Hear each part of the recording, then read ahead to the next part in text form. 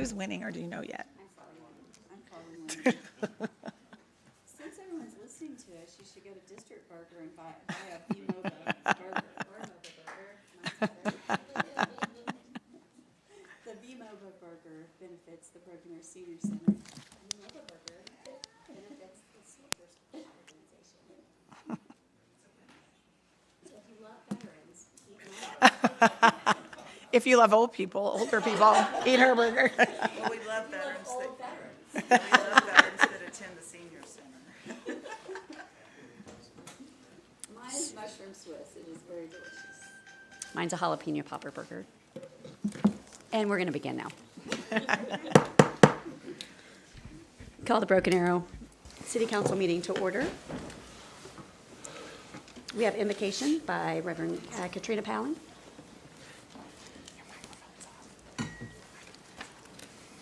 Would you pray with me, please?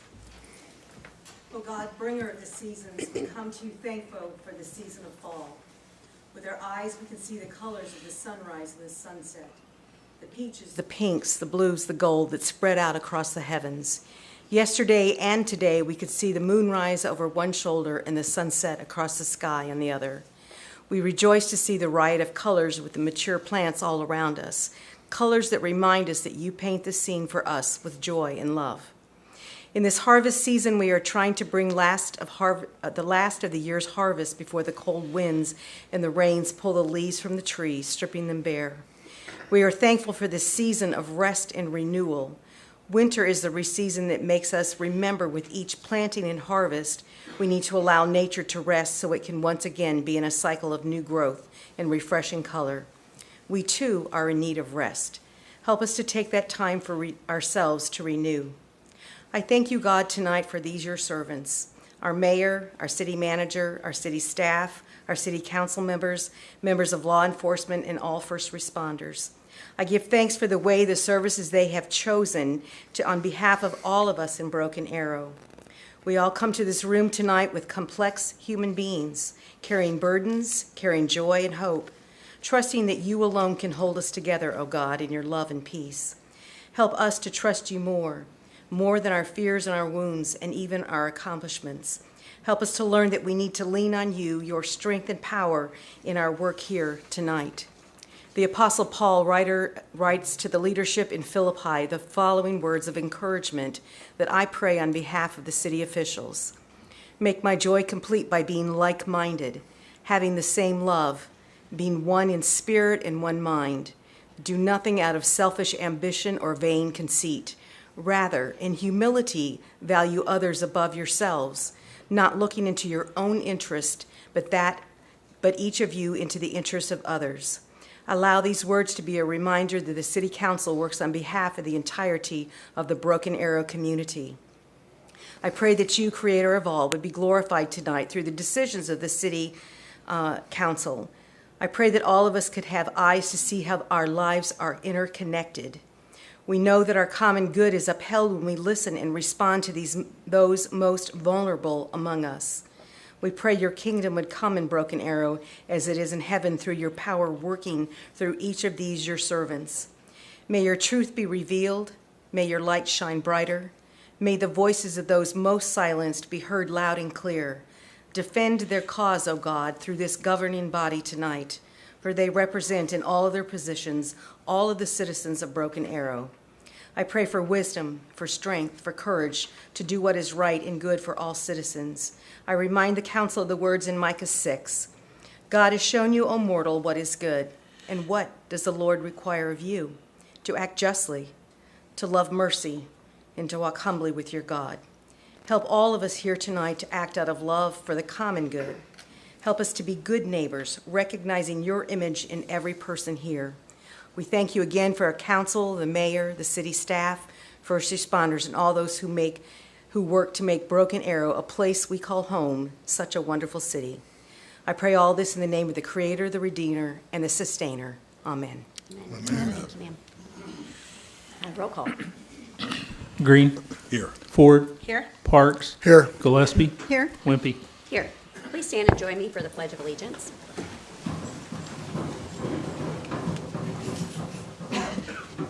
Attention, salute, Pledge. I pledge allegiance to the flag of the United States of America and to the republic for which it stands, one nation under God, indivisible, with liberty and justice for all.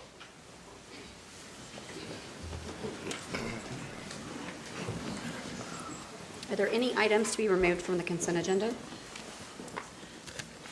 Move to approve the consent agenda? Second? A motion and a second. Roll call.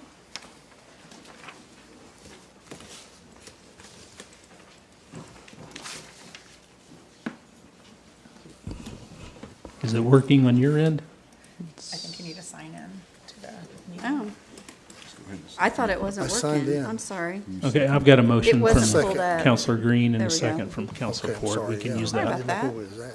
Yeah, they just went in. It wasn't pulled up, so I thought we were doing voice call. There we go. Thank We're you. off.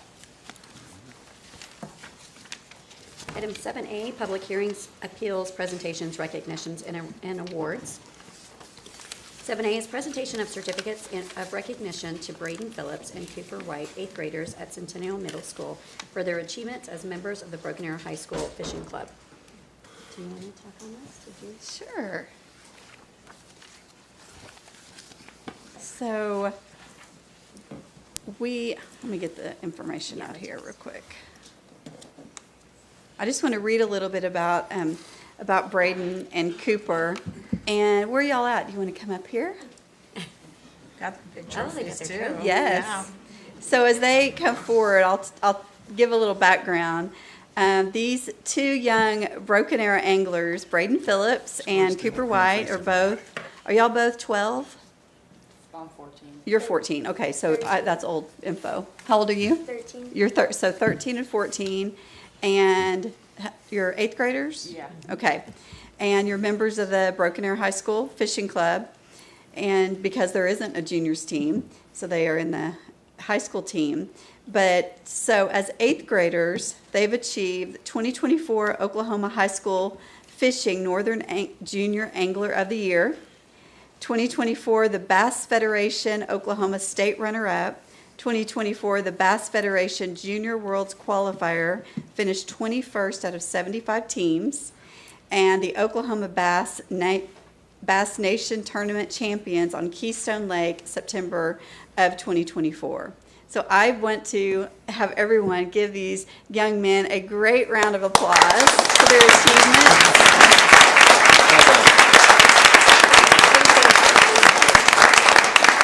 And could you just tell, what are those trophies for? These are our trophies for being Angler of the Year in our division.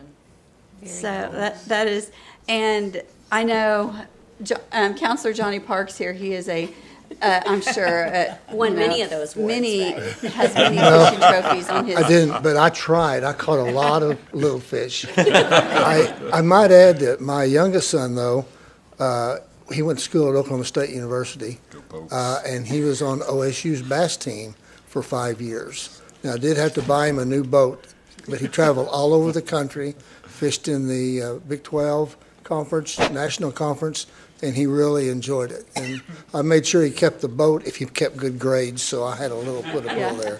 But he loved it, and he still fishes a lot. I think it's because I know you love fishing, and it's such a great sport. It is. I mean, it teaches so many life lessons of, just strategy and patience and Lots of patience.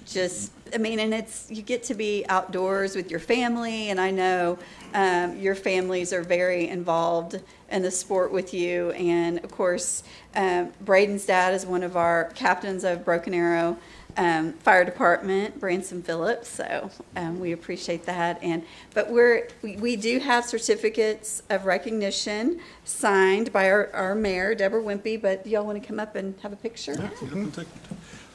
And if you fellows don't have room for those, they look great in my office. Yeah, those are pretty cool trophies, for sure. So we'll have to get someone to take a picture.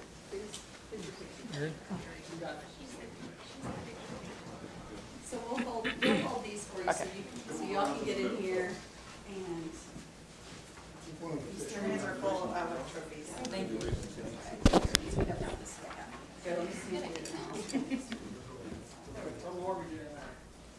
Come on, Nora.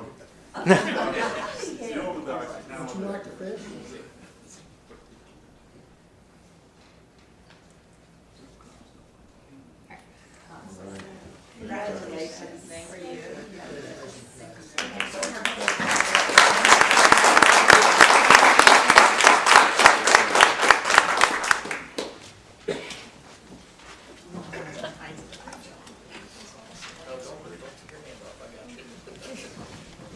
Someone threw you down in the audience, by the way. That's exciting. I love that. I'll be on the water tomorrow with my boys. Are you really? That's fall break. You know, everybody's fall break's a different time this year. Yes, sir. All right. Further action on that.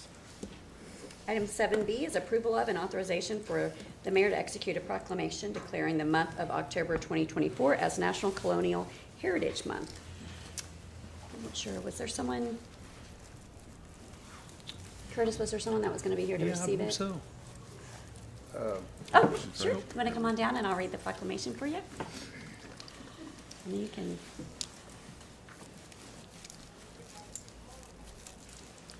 So the proclamation reads, whereas the John Plum chapter of the National Society Colonial Domes, what year are we in? 17th century, wow, of Tulsa is locally sponsoring National Colonial Heritage Month during the month of October 2024. Whereas National Colonial Heritage Month brings to mind the first courageous settlers who arrived in America and who were determined to determine the direction for the formation of our country. And whereas the members of this society, by virtue of their lineage, descent from those early arrivals, feel an obligation to work for the preservation of the priceless legacy that these early arrivals left to all American citizens. And whereas they continue to convey the true meaning of the inheritance by reminding us that our privilege to live in a free country has stemmed from loving our country, obeying its laws, respecting its flag, and defending it against all enemies. Yes, ma'am. Now, therefore, I, Deborah Wimpy, Mayor of the City of Broken Arrow and the City Council of the City of Broken Arrow, do hereby proclaim the month of October 2024 as National Colonial Heritage Month in the City of Broken Arrow, and encourage all citizens of the City of Broken Arrow to observe this month as a means of reinforcing the priceless legacy that we inherit with our citizenship in order to help preserve our rich culture and heritage with deep respect for the principles upon which our great country was founded. Do you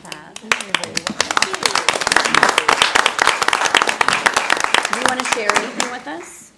I mean, you can speak if you want to. Do you want to go up to the mic? Oh, I don't need Okay. it.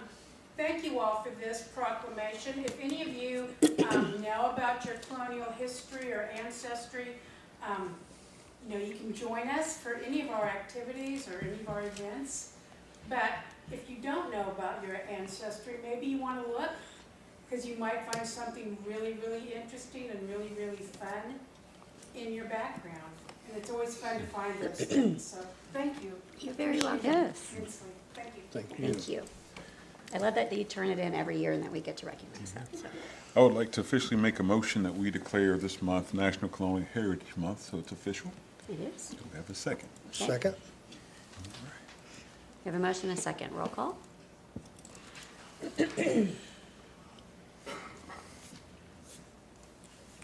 Item 7C, approval of and authorization for the mayor to execute a proclamation declaring the month of October 2024 as Manufacturing Month.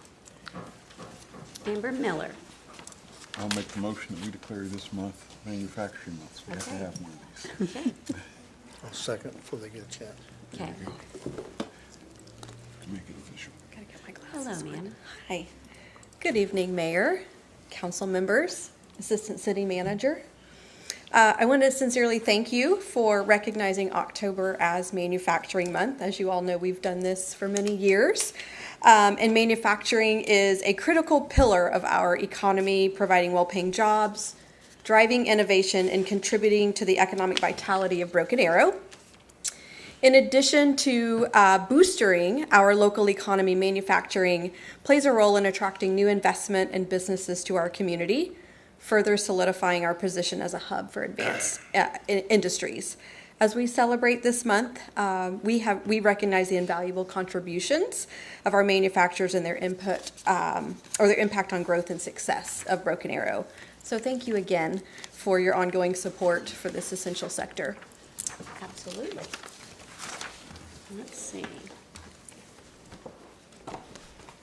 When I was at River Spirit yesterday, and Zico was celebrating 45 years, so I think we're going to recognize them maybe at a council meeting, because that was pretty special. We've got some long-term manufacturers here in our city for sure.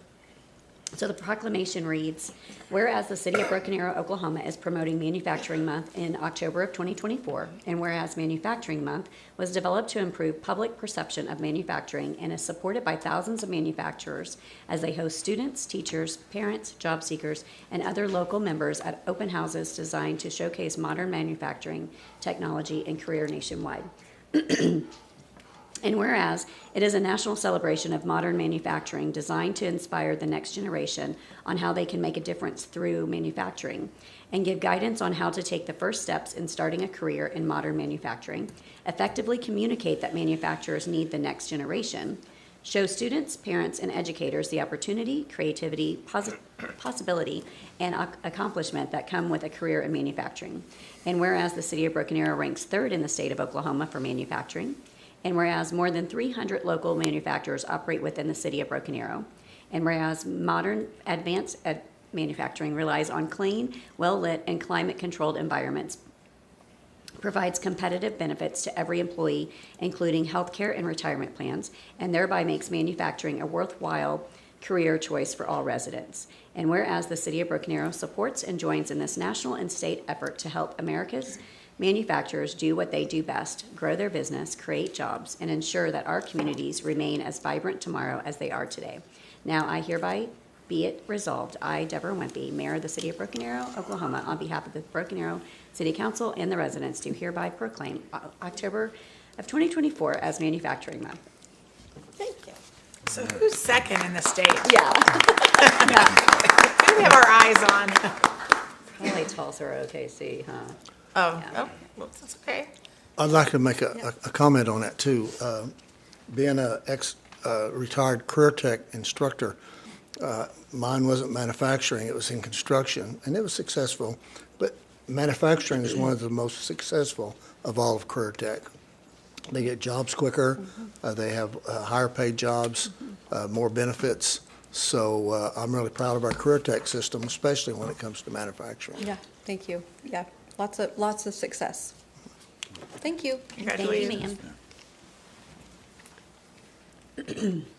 7D, presentation of a certificate of recognition for Broken Arrow Soccer Club's 50th year anniversary. Matt. Another incredible milestone for sure. Good evening, Mayor, Vice Mayor, Council, and Mr. Stevens. Nice to see you. So the Broken Arrow Soccer Club is celebrating their 50th anniversary, and they celebrated down at Indian Springs Sports Complex about 2 weeks ago, but it's important that we publicly recognize them and thank them for 50 years of service to the citizens of Broken Arrow. I know that I'm really proud of what the Parks and Recreation Department does as far as serving the community, but we wouldn't be able to do nearly what we're able to without many of the partnerships that we have. So it's just important that we take a minute and thank them and recognize them. So I know that several members are here, including the general manager and the president. So the president might like to come and say a few words. So Sure. Matt, Mr. Yeager.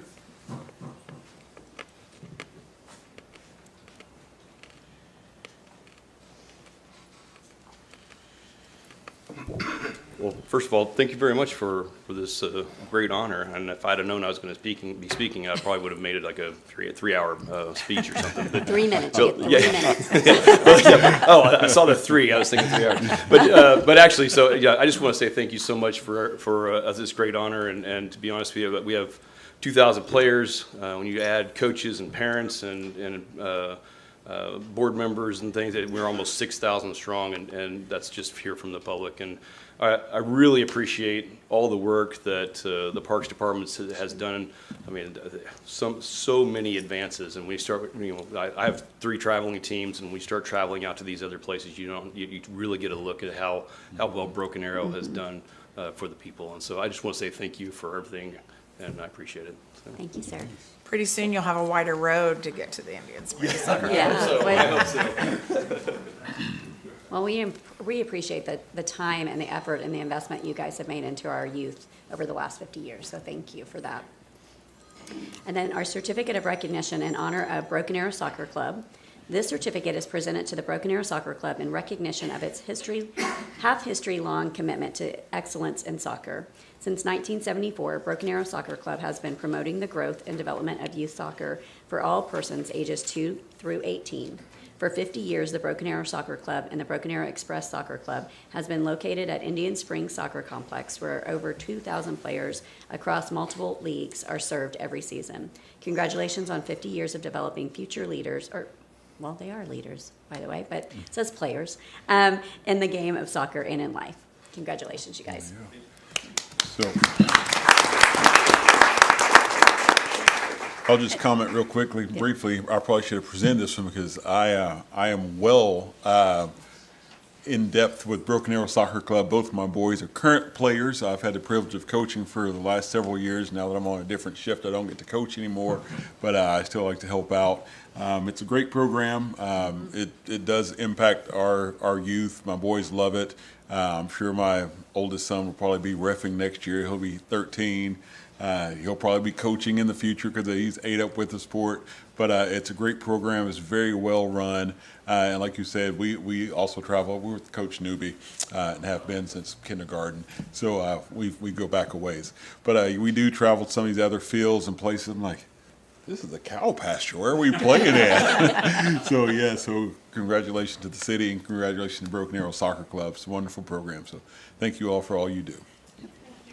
Yeah, and I would love to know how many people in this room, probably, you don't have to raise your hand, but I bet there's just about every person in this room either has been affected by Broken Arrow Soccer Club, has had a family member, or has been out there to watch friends play. And it's an organization that's run, that started off as, it's a user group of the city, for it to still be going after 50 years. Because I know there's a lot of personalities out there. My daughter played many years ago for a few years, and it's just so fun. And I'm still friends with those soccer moms and dads, but we made really good relationships, and I know you have too. So thank you. For sure. All right. Item 8 is citizens' opportunity to address council. There are none. Item 9, general council Excuse me, business. Mayor. Missed one item. Mayor. Yes? Item E. 7E. Oh, I just, so sorry, Aaron. I just skipped right past you. Maybe she didn't want to. Sorry. No, you have to come down. Oh, he's just leaving. He's like, I'm done. Sorry, 7E, presentation and discussion of upcoming micro survey about connectivity. Yes, we want to hear this, Aaron. Please share. Mayor, Vice Mayor, councilors, Mr. Stevens, Mr. Green, thank you. Really excited to talk to you all this evening and have a conversation with you about our upcoming micro survey about connectivity. And whenever we talk about connectivity, we talk about pedestrian traffic, sidewalks, trail system throughout Broken Arrow for individuals who use means of travel other than a motorized vehicle. Kyle, if you don't mind, if you pull that presentation up there for me. Before we get into that, I want to go back just really quickly to the beginning of the year whenever we had the comprehensive survey. That was back in January. We had 3 goals with this. This was to find the level of satisfaction with city services from our community members, the perception of the community, and then potential future capital improvement ideas. We had nearly 4,000 responses to that, and as you can see, we had a really strong response as far as the quality of life and the perception of life, living, working, raising a family here in Broken Arrow. But of course, with all strong responses, you also have some opportunities for improvement, and one of those was with connectivity, mobility, that sort of thing. These micro surveys, they give us an opportunity to do a little bit deeper dive into the data. They're much shorter, more specific surveys. This one, as a matter of fact, is only 6 questions, and I'll briefly go through them with you here in just a little bit. And it's a 3-week time frame. We had great success with our first micro survey on roadway improvements, and so we envision having that same kind of success as far as the responses with this one as well. So back during that comprehensive survey, the respondents gave a response of 49% as far as the ease of walking around Broken Arrow, 33% positive response for the not east of travel, but ease of travel by bike in Broken Arrow. Excuse my typo there. They also gave 66% positive and 67% positive responses to our efforts to continue sidewalk improvements and the expansion of trail systems. And here I should probably pause and say that with every one of our widening projects that we do, roadway widening projects, there's also an emphasis on sidewalks and improving that as well too. So we do have a real concentrated effort. And I also understand that later tonight you're going to be quite possibly approving the sale of the next series of bonds, and there's about $250,000 in that to go towards sidewalk improvements. So our efforts just continue there. So the 6 questions, I'll go through these quickly with you, just kind of paraphrase. The first one, we're going to ask folks to rate some different aspects of mobility around Broken Arrow. That's street lighting, that's sidewalk maintenance, that's pedestrian infrastructure, bicycle infrastructure. The second question is going to ask them to rate how much they agree or disagree with a few different areas around their neighborhood. That's the safety, walking in or near. That is going to be talking about the streetlights in their neighborhood, the places that they can go from their neighborhood, bicycle, pedestrian trails, that sort of thing. The third question is going to ask if you could safely walk or bike to each of the following destinations, would you? And so we want to know if you have easy access to the grocery store, to the hospital, to the clinic, pharmacy, that sort of thing. Would you do that if that access was there for you? The last 3 questions. So the first one, if you could walk, bike, or drive safely, which would you prefer? The 5th question is an opportunity for the community to tell us what they think. Give us some ideas of where you want to see some improvements. And we have the example there of a new sidewalk along Aspen Avenue south from Florence and heading up towards Aspen Ridge. We use that as an example. The 6th one, these surveys are anonymous, so folks don't have to worry about, they can fill this out without any worry about their comments in there. Of course, we do hope that they keep them civil. However, to get an idea of some of the responses that we have, we do need to know where they live. So this question is asking for the name of your subdivision or the nearest major intersection. And again, that's just so we can go back and look and see, okay, you don't have access to certain things. Where in the community are those? As I said, it was going to be brief. As just like the survey, it'll take about 5 minutes. We're looking at launching this possibly next week, middle of next week, and it'll go for about 3 weeks. Happy to answer any questions that you may have. Any questions? I just think these things are important because we put a lot of emphasis on quality of life here at Broken Arrow. I think it's one of the reasons we're such a great city and why we have so many people wanting to move to our city and developers who want to develop in our city. So appreciate the efforts that you all, staff and management, put on making these things priority. I agree with you, Councilor, and one of the things that I'm really encouraged by these surveys is the engagement from the community. It really shows the depth of how much they care about our community and want to see it grow. Right. And help us with that growth. Mr. Stevens, anything? No, sir, I think you said it best. We're bound and determined to make Stevens talk over there. So. Right. Aaron, I appreciate your hard work on this. I don't know if this is like totally in your area. You know, you're a communications person. I know we're communicating, but I know this is a lot of extra work on you, but you know how important it is, and I appreciate that. I appreciate your work on that. It is a team effort, and a lot of people had hands in this, and so it's a lot of fun because we do get to engage with the community and find out what's important to them. But I appreciate that. Thank you. Thank you all. Appreciate it. Thank you, sir. I don't think we have, that was just presentation, no action, right? Yep. Correct. All right, item 9B, no, we're going back to 9A. Oh my goodness, I'm all over the place. 9A, consideration, discussion, and possible approval of 1 voting delegate and 1 alternate voting delegate for the National League of Cities annual business meeting held on Saturday, November 16th. Thank you, Mayor, Vice Mayor, Councilors, Mr. Stevens. As you know, many of you up here on this dais will be attending the National League of Cities meeting next month. And part of the responsibilities there lie in attending the annual business meeting and voting on matters that become before that body. So the National League of Cities requires member cities to designate one voting delegate and one alternate to vote on business matters at the annual business meeting. Historically, council has appointed the mayor, vice mayor, or city manager to the delegate position. However, any official may be designated. Also note, though, the city manager will not be attending the business meeting this year. And actually, you may be the only one that's there. I will be there. You'll be here. You are gonna go, you're gonna go Friday? Okay, then I think we have our selections, because I may be coming home Thursday day.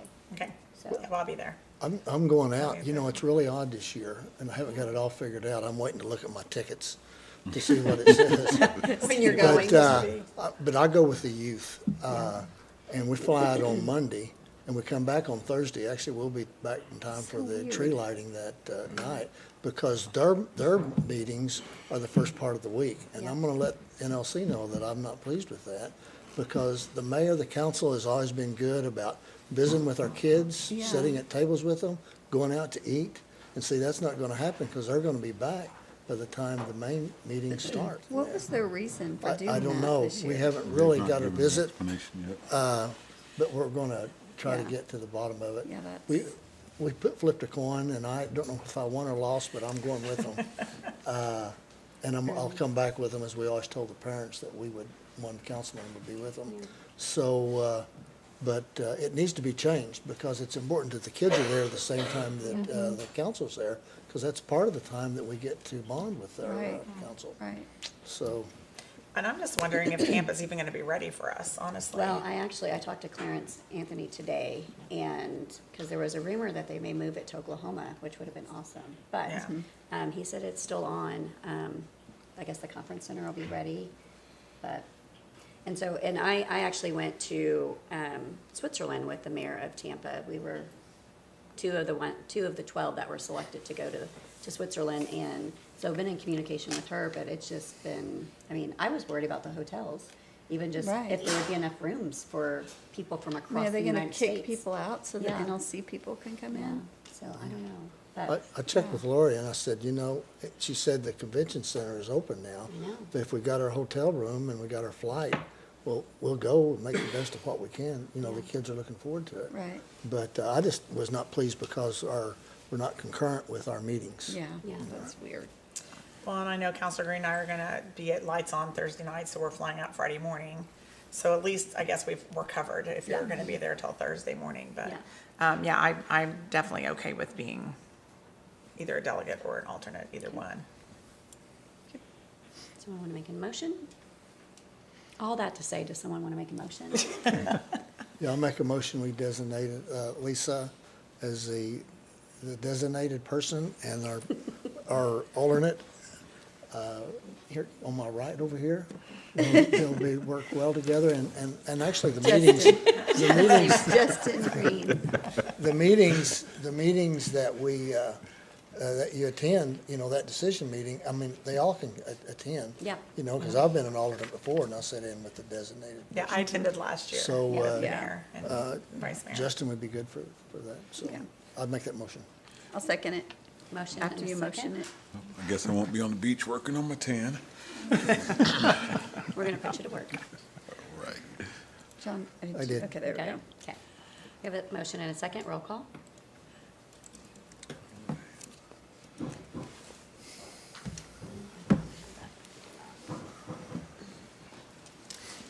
All right, item 9B, consideration, discussion, and approval of an authorization to execute agreement for professional consulting services with Poe and Associates for providing design services on the West New Orleans Street widening from Garnett to Olive. Charlie Bright. Good evening, Mayor, Vice Mayor, council members, the esteemed Mr. Stevens. Charlie Bright, Director of Engineering and Construction. Before you tonight is the design contract for the widening of New Orleans Street from Olive to Garnett. Obviously, we know this is a very important corridor to the area in our community. Just as a reminder, The design of this street was included in our 2018 general obligations bond. I don't remember the exact number, but it's somewhere between $1 million, $2 million, but construction dollars were not included in that bond. So what we're presenting tonight is the design contract so we can get going on it, get to the right-of-way portion where we can start acquiring right-of-way, moving utilities with the anticipation that construction dollars for this project will be in the next bond. And we'll probably still finish it before Garnett, 101st and Garnett. Yeah, that was gonna be my next comment. So, just like you guys, our staff hears all the time that we need improvements to Garnett from 101st to 91st. Just a reminder to you all and the public listening, that is a county road. The county is aware of it, and the county is planning on fixing it. I know their project is 95% ready to go, but I don't know the exact time they're gonna start. But the county will be starting improvements on that soon, and our hope is that within a year or two after, we'll be ready to go on our portion. So, the contract tonight is with Pone Associates for $736,000. I'm happy to answer questions you guys have. Okay. Any questions? I'm excited to get this finally going, and I do remind the commissioners every time I see them that we need to get going on that. And all I hear is, we've got the money, we're almost there, and it's like, sign it off, let's go. I'll believe it when I see it. I will say, Saying that for 5.5 years. I don't want to defend the county, but in the county's defense and for our defense coming up, the floodplain there makes it very, very complicated. And so they're having core issues. I'll say right now, this is actually a pretty high fee, but the reason our fee is so high is that we're going to have those same core issues. So there's it's a mess there. the floodplain's a big deal. We're probably going to have to raise the road. I know they're having to raise the road. It's going to be difficult construction. It's a very dangerous area when we get rain, so it definitely needs to be fixed. And we need to do it right the first time, because we Agreed. don't do things twice. And- Do it right the first And time. we'll need their estimate to, to add it into the next bond issue. Yeah, we need to know. seeing what their It's bid gonna be number quite a bit of money. Absolutely. Seeing what their bid number comes in at could help us plan accordingly. Yeah. I'll make a motion to approve. I'll second. Too late. It's my ward. Can't believe me, Justin. Thank you, guys. Motion now. and second. Roll call. Thanks, Charlie.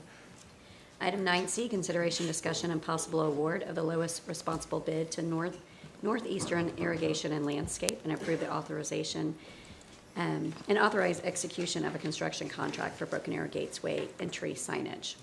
Shannon, how are you? Good evening, everyone, Mayor, Vice Mayor, council members, stellar Mr. Stevens, and Mr. Green. My name is Shannon Marshall. I'm the Special Projects Division Manager. And this item today started all the way back in 2020 when a committee was nominated and worked through a master plan for entryway signage into the city, being an iconic gateway gateway sign through the city streets. Looking through a traffic count, data was used to identify the various locations with high arterial connections.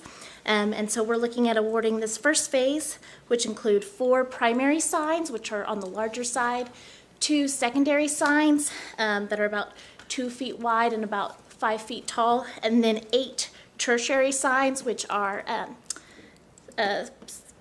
fluted poles with a nice plaque on them. So city staff is recommending award to the lowest responsible bidder, Northeastern Irrigation and Landscape, for a total of $819,270.65. And I'm here to answer any questions. I just want to make note too, this is also from the 2018 GO bond too. So this is what our citizens wanted as well. And I served on this committee, and I'm really excited because this is something, we want people to know when, they kind of do know because our streets are so great, and especially in the winter, people know when they enter Broken Arrow from Tulsa, but we want people to know you are in Broken Arrow now, and this is just one of those things that it's the armor all that the city manager talks about, and it's something special. It makes our city stand out, and I'm really excited to start this project. Yes, it'll be really great. Do you have anything you'd like to say? No, ma'am, I couldn't come close to touching that as well. Is there still in the plans one large one? Are we going to have one large one? I know it was maybe under this, but. Correct. So the master plan identified more locations, more primary sign locations, which were not in this current phase that's before you today, and then potential an iconic structure, Right. potentially off of the Broken Arrow Turnpike. Okay. For We'd have to Great still find a size. location for that. and Yeah, secure it that out. would be a future phase. We did just get a new sign in the Gross District, Yes. which looks very great down there. Yes. If you haven't Yes. seen it. Yeah, that looks really good. And New Orleans Square is right the in front first of the farmer's place market. that our gateways went in. And so that, for people that don't know, I mean, that's what it'll look like. Yes, So, yes. it's very exciting. It'll be great to help continue identifying Broken Arrow as a beautiful place. Yes. Thank you, ma'am. Thank you all. I made a motion. I second it. Okay. Roll call? For the record, for those who are not city staff or maybe new to the meeting, we keep alluding to the wonderful Mr. Norm Stevens. Typically, he's sitting down there and Mr. Spurgeon's sitting up here, but our current city manager is on vacation and Mr. Stevens is sitting in, doing a wonderful job in his stead. The wonderful, or was it incredible? Amazing, Mr. Esteemed. Stevens? Esteemed. Yes.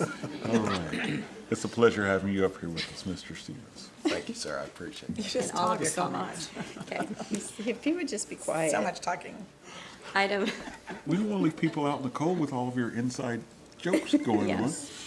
Item 9D, consideration, discussion, and possible action regarding Comp 1570, comprehensive plan change for Aspen Park. Amanda. Yes, good evening, Mayor, Vice Mayor, Council, Mr. Stevens. I'm Amanda Yamaguchi, Planning Development Manager here for the Community Development Department. Comp 1570, 2024 is a request to change the comprehensive plan designation from level 3 to level 6 on approximately 7.5 acres located a quarter-mile north of Kenosha Street and a quarter-mile east of Aspen Avenue. The property has been partially platted as Aspen Park Village, and a portion of it is also unplatted. The property does currently remain undeveloped. The proposed track is included in PUD 118A that was approved by the City Council on April 1st, 2002, and it does limit the uses to only allow a golf course. The applicant is proposing to abrogate the existing PUD on the site and has submitted a new conceptual PUD with a comprehensive plan application. The applicant is interested in developing the property for a proposed mini storage development. The applicant has already submitted an application for rezoning, and a conceptual PUD has been submitted with this application, which outlines the uses of the property as restricted to only mini storage. Based on the location of the property, surrounding land uses, staff recommends that Comp 1570 be approved, subject to the property being platted, a PUD being approved by council that's similar to the conceptual PUD provided this evening, and PUD 118 and all relevant amendments being abrogated for the legal description provided for the applicant. This was approved by the Planning Commission in a previous meeting, and I'll be happy to answer any questions. We're just approving the comp plan tonight, is that correct? That is correct.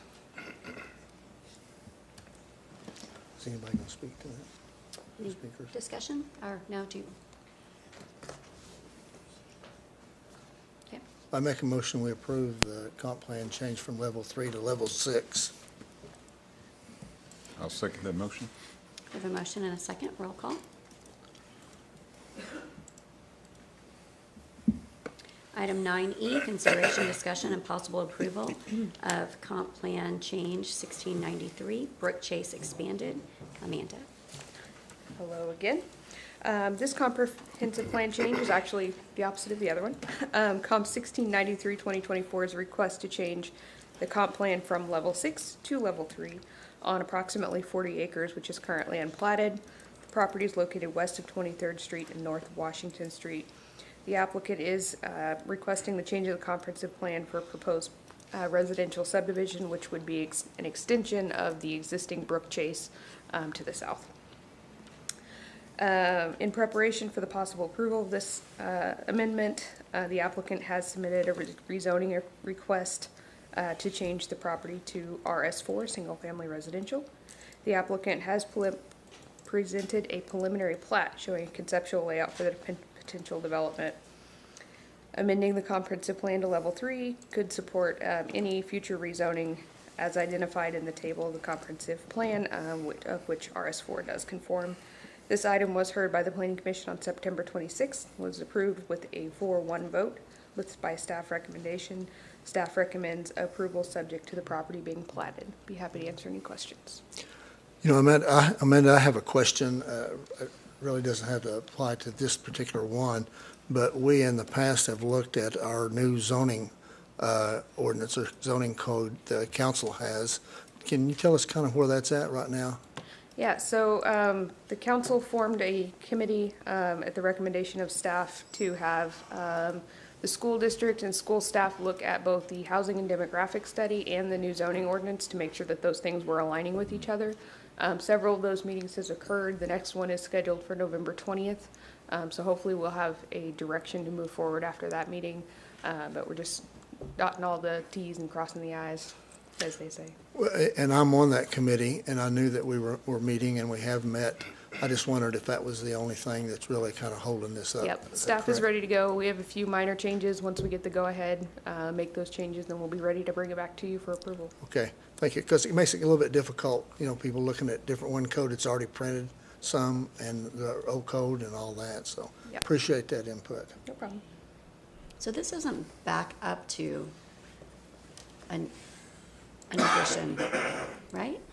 I'm sorry, say that again? It's not, it doesn't back up to anything. It's like it's in the middle of, Of land, just in So land. if you can scroll down a little bit on the map, so you see phase 2 of Brook Chase there, and then there's phase 3 to the north, and this would be phase 4. Okay, so something is already going in, the Yeah. space that. there Yeah, one isn't of the anything. plats you approved on the consent agenda was for that phase Okay. between where you see construction on the map and what's proposed now. Okay. So is there construction there now? Probably not yet. Okay. We're still in the engineering phase of that. Are they all RS4 also? Yes, straight zoning.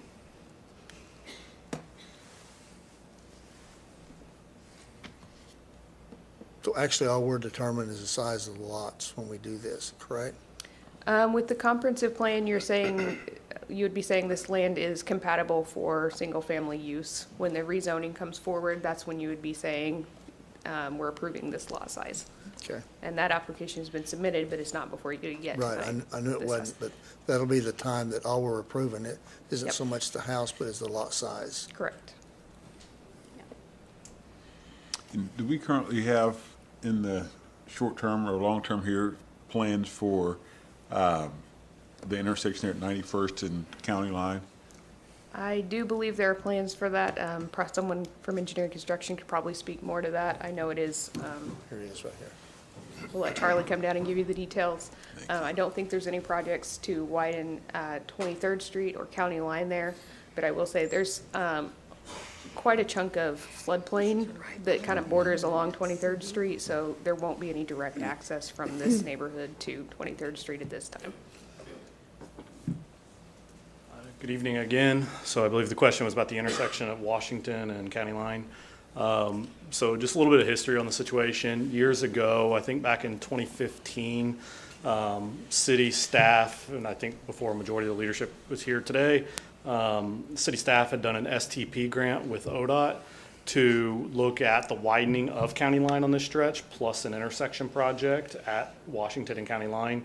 At some point after that, the decision was made, it'd be extremely costly to do that because of the drainage there in the area at the corner near Washington Street.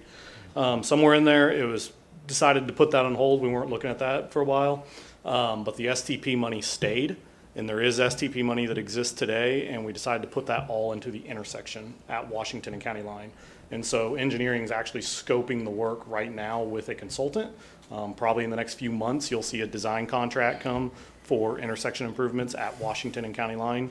But to be clear, when we say we're starting the design improvements, it's going to be very complicated because you have a creek crossing two sides of that intersection, and it's going to be expensive. We're probably going to have to stack STPs is my guess. So we are starting the process to work on it, but I do not expect we'll see a widened intersection for a few years. So even beginning to widen it. Yeah. correct. Yeah. I'm just, so we have, there's a lot going on right there. And then we just voted against literally, basically right across the street, a plan, a zoning change last week, or last meeting. Do we know, how is the sewer issue that we've got Just across the street, I mean, I know all our sewer lines connect somehow, so how would this, I mean, I'm really concerned, first about the traffic. I mean, we are putting in a brand-new amphitheater, and we're gonna be dumping tons of traffic right down County Line, if they choose to come into Broken Arrow. And, I mean, potentially, if they're coming out of NSU right around 91st, it's the same reason that I had from the last meeting, that I'm so concerned about this area, because we don't have a plan for this road. And I drove it a couple times. I mean, I drive it as much as I can, just because there's so much going on over there, and the sewer issues, the road issues. We don't really know when the intersection, what's going to happen with the intersection. And then we're going to be putting a lot more traffic out there very soon. I don't feel good about this. So I don't have the answers on the sewer. I don't think we've gotten that far in design yet. If you wanted me to go back and have the applicant pull that data for you, we could bring this back maybe at the next meeting or a future meeting and have them speak directly to that issue. I don't have the numbers in front of me, so I don't want to incorrectly state anything. I think I would feel better about, because I feel like we need to get the sewer situation under control before we add anything else in that area. If they come back and say that area doesn't have anything to do with this area, then I'd be okay. But I mean, that is a big concern of mine as well, is the sewer, really kind of more than the streets, although that, Okay. I just feel like we need to take care of the city, need to take care of our business, and the sewer is our business before we add any other problems to that area. Yeah, since I'm not super familiar with that, I would recommend that we continue to a future meeting. That way I can get the applicant's feedback and data and be able to provide you guys a full answer before you move forward. Okay. Yeah, I'm in agreement with that. We need to know exactly what that sewer situation is there. I'm concerned with the street. I'm concerned with the amphitheater coming down through there. I know we're looking at possibly doing the intersections, prioritizing it on an intersection to keep the traffic moving. But then looking at the development, let's just say it's an R4. The difference between it and an R2 even, when you're talking about houses, there's not that many houses involved with it. It's the whole development. I mean, all of them's got to be on the sewer. There is a few. Right. It's only a half a unit per acre when you go from R4 to R3, and another half a unit per acre when you go down to R2. So it's actually 1 unit per acre when if you went from R4 to R2.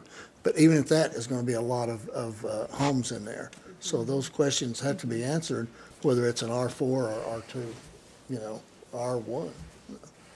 That's good information, Johnny, that 1 unit per acre. I hadn't looked at it. Hadn't It's thought a of it that way. It's a half a unit per acre. Per acre. But when you go 2, that would be a 1 unit per acre. Okay. That it goes down. So it still leaves a lot of homes in there. Yeah. Okay. So we want to table it? Yep, yeah. Go ahead. I'll make a motion that we table this to, are you going to just bring it back to I us? was just going to say, I know November 5th, we want to keep that agenda pretty light, so do you want to go with the second meeting in November? Okay. I'll That date? make that Curtis, we, do you know what that date is? 19th, I believe. 19th. okay. I'll make a motion then, we table this to the 19th, did you say? 19th of November. Second. And I'll hit the button too. Roll call. All right, 9F, receive bids for the purchase of 23,500 general obligation bonds, Series 2024 of the city, and vote to award said bonds to the lowest bidder, complying with the notice of sale and instructions to bidders. Cindy, on that. Good evening. The council authorized the solicitation of bids to sell $23,500,000 in general obligation bonds from the 2018 authorization at the regular September 17, 2024. At 11 o'clock today, they opened up the bids, and we have John Wolf to go over the bids, and we would need a recommendation to accept. I will not push the 3-minute limit. So, Thank you, sir. today, we had a sale, as mentioned, at 11 o'clock this morning. We had two bidders, BOK Financial Securities and Mesereau Financials Incorporated. BOK was the low bid. This is a 20-year maturity bond. What's true interest cost, basically average interest rate, low was a 3.616107%. The cover bid, or the second lowest bid, was a 3.759390. Be glad to answer any questions, but obviously we recommend the BOK Financial Securities bid, and it's been a rocky interest rate market over the last 3 or 4 years. Rates are trending down, so that's a positive for you. You get to do more bonds with a lower interest rate and address your needs as you work through the rest of this authorization. So be glad to answer any questions. Thank you, sir. Any questions? I'll make the motion to approve, unless there's questions. Do you have questions? I don't have a question, I just have a comment. Okay. And a positive comment. I'm making sure everybody understands that this is part of the $211 million of the 2018 bond issue that was approved by the citizens. And I want to identify again 2 or 3 of the items. One is that this is the money actually to widen Houston, or 81st Street, from 9th Street, or Lynn Lane, to the Highway 51. Also, I know the soccer people is already gone, but we all committed that we're going to be soccer people. But this also is going to 5-lane Tucson, from Tucson Street, Aspen, to the complex, to the soccer complex. They call it Shreveport. And then also along with that is $400 million for just working in the subdivisions. And you tie that with monies that we already have through our sales tax is $8 million to redo some of our streets and our subdivisions that we try to continually bring it up. So these are just some of the projects included in that citizens know we finally got to this point to where we can sell those. And 8 of our neighborhood playgrounds, and there's Yeah, a lot of other things involved with it, yes. So, And I'll second the motion. okay. Click that button, sir. I am. I did. I can't talk and do Roll this call. at the same time. All right, 9G. Consideration, discussion, and possible action regarding comp plan change 1715 for Gatesway multifamily. Amanda again. Good evening again. Comp 1514-2024 is a request to change the comprehensive plan level from level 2 to level 4 for approximately 17 acres on the northwest corner of county. That is incorrect. Sorry. Located 1/2 mile north of Houston Street and 1/4 mile east of 9th Street. This development is proposing to be a planned unit development for multifamily development that works in conjunction with the Gatesway Foundation. This is the first step. The applicant will be coming forward with a rezoning and PUD, assuming approval of this. I believe the applicant is here to give you more details about the project. I'll just give you the basic information and answer questions, and if you want to hear from them. I have a question. I mean, I got a little bit confused in reading this. It keeps talking about County Line and Albany Street. Yeah, I noticed that as I was reading this. It looks like we've got some And pretty it talks significant about errors. commercial businesses along those, so, but we're not talking about Albany Street. We are right? not. This is between Houston and College, in Okay. between Lynn Lane and 23rd. And there's still going to be some commercial on College, is that right? I'll let the applicant speak to exactly what they're doing. Okay. The staff Sorry. report is not correct. I just got a little bit confused. Yeah, I understand. Okay.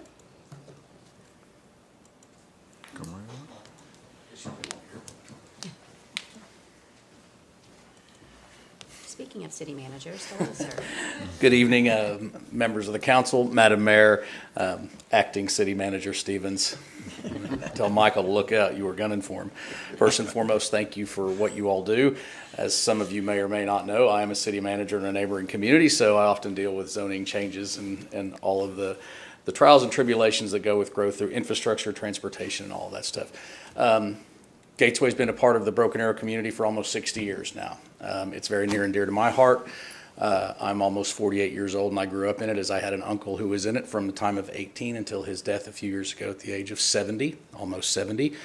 And prior to that, he was a Hissam kid, if any of you remember that terrible situation. So all I've known about the IDD community is Gatesway in the city of Broken Arrow. So while I have never lived here, Broken Arrow has always been kind of a second home and a safe haven to our family. As you know, this is a population that over the years has been neglected, forgotten by many people. The challenges that we have now is our friends are aging. They're living longer. They're outliving their folks.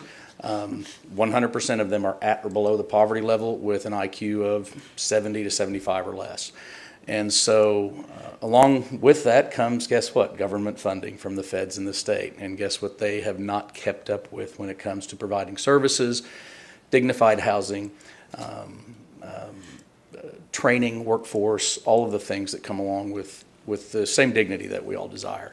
So it's interesting that you had so many quality of life initiatives on your agenda this evening, because what we're trying to do is continue to provide a quality of life for people that don't have anybody else looking out for them. The wait list for the services that Gateway provides through our 3 different endeavors is thousands long, just in the state of Oklahoma, and hundreds of thousands long across the country. So we're trying to get creative, and so part of that is we spent the last year or so doing our due diligence, finding someone and how we can utilize this amazing piece of property that we've had for almost 60 years, and how we can update it, provide that dignified housing, but also transition to some sort of income sharing level that allows us to continue to provide services for this population. Because long after our current staff and leadership are gone, these folks, our friends, and more to come forever. These things that with God, with a miracle and modern medicine, hopefully we'll start to rectify some of these things in the future. But right now, these are services that are always going to need to be provided. And so we sought out and went on a quest and identified a company known as Beacon. Beacon manages property. We need housing for our population. We need workforce housing for the people that take care of our population. And frankly, every community in Oklahoma right now needs housing in general. Workforce housing. It doesn't matter if you're Claremore, Oklahoma, Broken Arrow, Oklahoma, Owasso, Oklahoma. Everybody has a housing shortage right now. Unfortunately, housing has become unaffordable because wages aren't commensurate with what it costs to build a home now. Developers will tell you that. You all know that. You see it every day. Well, think about people whose wages have not moved in 40 years.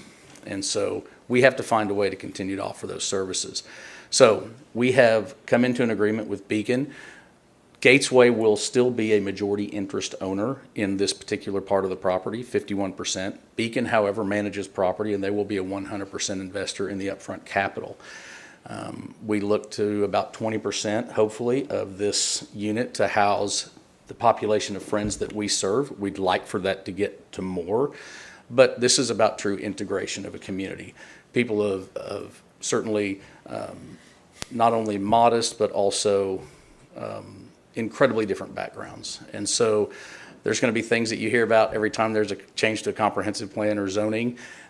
Please know that safety is our utmost concern. The folks that we serve and that have been there for over 5 decades are the most at risk for abuse, neglect. So anybody that's going to be on or near this campus is going to go through a very, very heavy vetting process. This is going to be an aesthetically pleasing and phenomenal facility, and it's going to allow us to continue to provide services. Partner with this great community of Broken Arrow who's allowed us to make this our home for the last almost 60 years. I have technical folks here. We have folks from Beacon here. If there are any questions, we're going to be back in front of you on a PUD. We essentially had a piece of property, and for some reason the zoning was split right down the middle, or the land use plan between 3 and 6. We just asked that the entire piece of property be classified as one singular use. I know you guys built in Johnny's neighborhood actually a home, and it's beautiful, like it's amazing. And they have you guys have someone that's on site at all times to help with the friends that live there. Is that going to be similar to this? Will they have like units within one? Great question, Mayor. And so I know, so we have many different levels of services. So we have friends that actually integrate, and we have houses that we lease. We have community services that we offer. We go out into the community, folks that do live on their own or with roommates. So this particular type of housing on the multifamily side would not be like the cottages on campus adjacent to or the home in Counselor Green's neighborhood.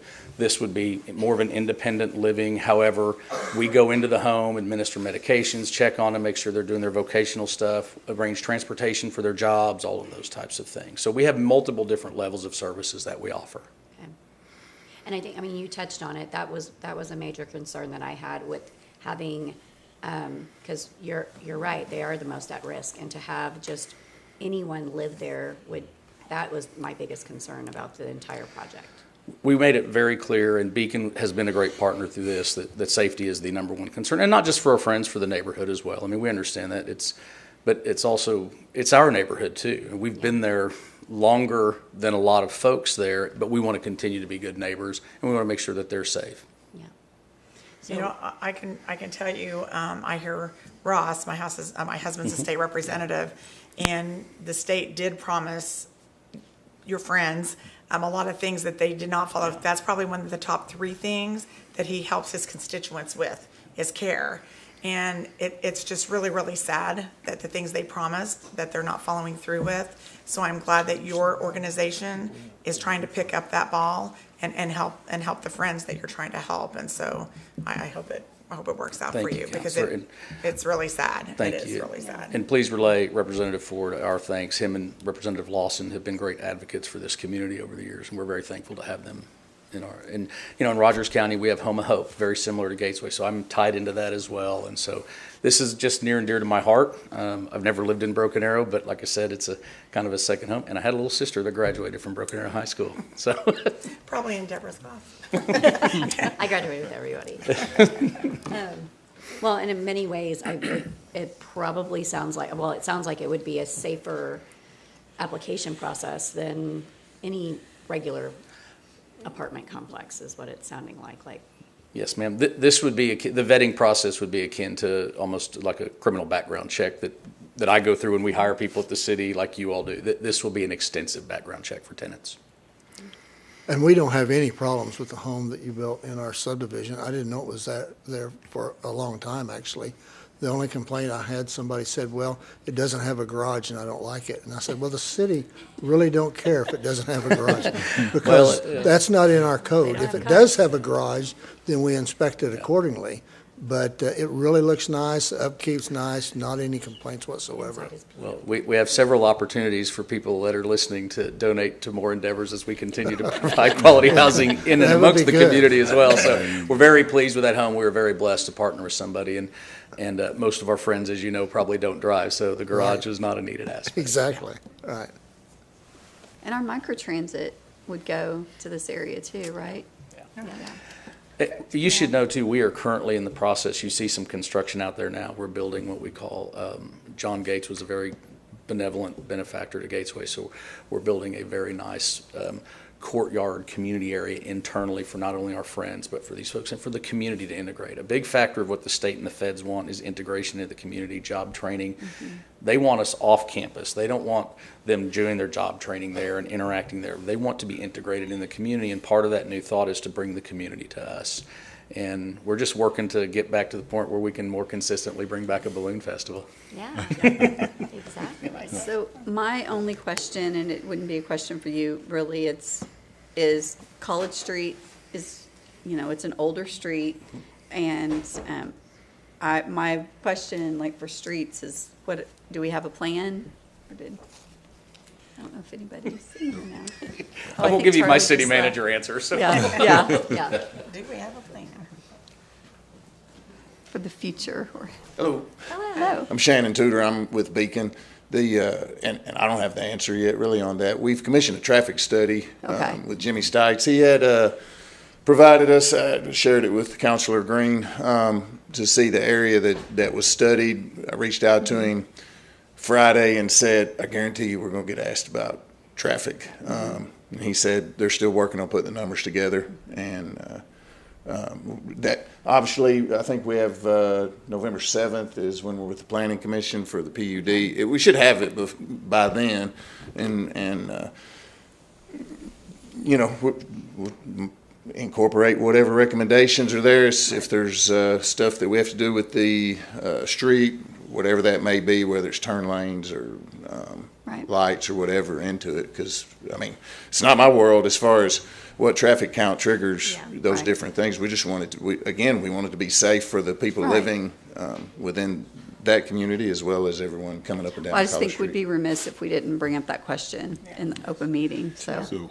yes, I will say I've had several conversations with Mr. Shannon and sat down with a meeting with his team today. And I think they do have the right heart and the right mind and the right mission behind this project. I got the privilege of touring Gatesway. I've been there before. Just this week with Leadership Broken Arrow, we were there on campus and get to see some of the great work that they're doing right now. They've done a lot of upgrades to their current properties and making the spaces more amenable for the friends that live there. And the heart and the mission behind what they're doing is incredible. A lot of you know I currently serve on the board for Special Olympics, so I get to work with a lot of these same folks.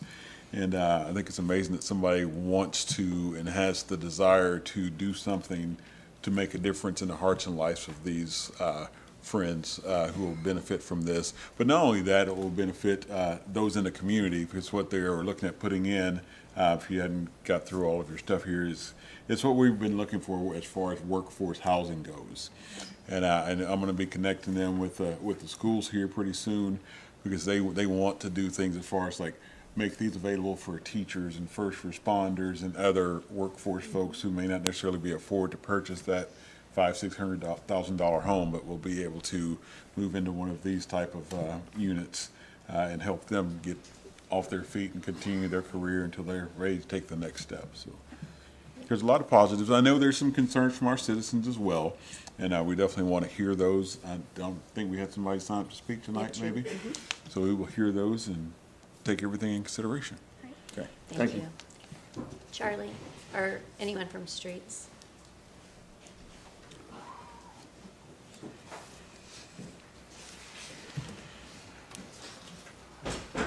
Sorry, I stepped out with a crying kid on the phone. Oh. But so I missed the question, but he told me. Sorry, I couldn't answer, so I'm glad you answered. Okay. Oh, was it your kid? Just It's college. my kid. Oh, okay. College, Yes, 9th just to Lindley. College Street, yeah. Okay, so currently there is no plans for improvements to that area. I will say from what I heard of the discussion, in my knowledge of that area, I don't think traffic counts are super high on that road. Yeah.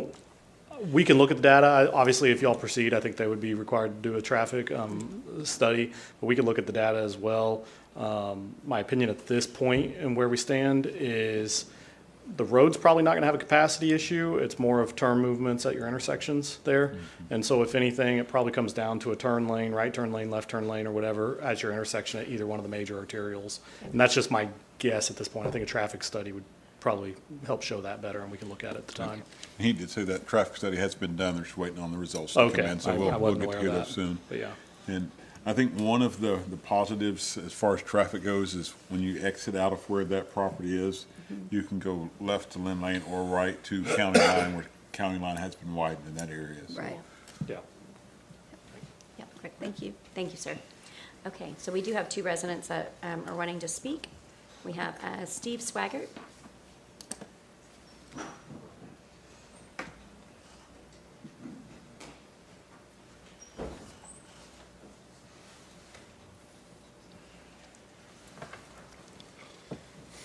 Good evening. Evening.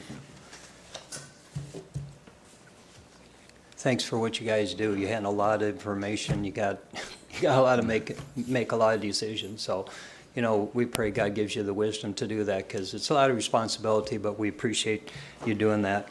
I'm speaking on behalf of several citizens. Some are here, some are not. In regard to the comp change, the motivation for, or the reason for the comp change, and that is for the 180 apartment complex. And we have some concerns in that regard. First one is you've talked a little bit about it, that it would cause a substantial increase in traffic on nearby roads, College Street, of course, but also 14th and 15th Streets, thereby increasing the risk of accidents and congestion. And also the school buses use the College Street a lot too.